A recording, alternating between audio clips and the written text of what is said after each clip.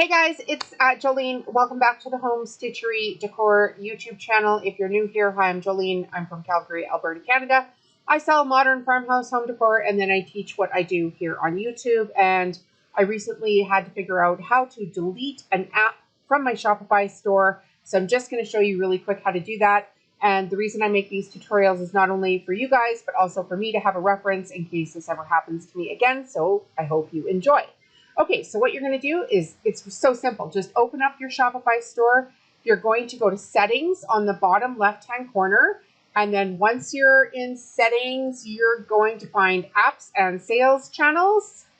And the one that I need to delete right now is Nora Frequently Bought Hero. They've discontinued it. So all you need to do is find the app on here that you need to look at. I have many of them on here.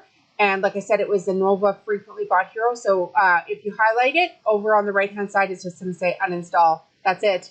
That's how you delete an app off Shopify. If these are helpful, hit subscribe. See you in the next video.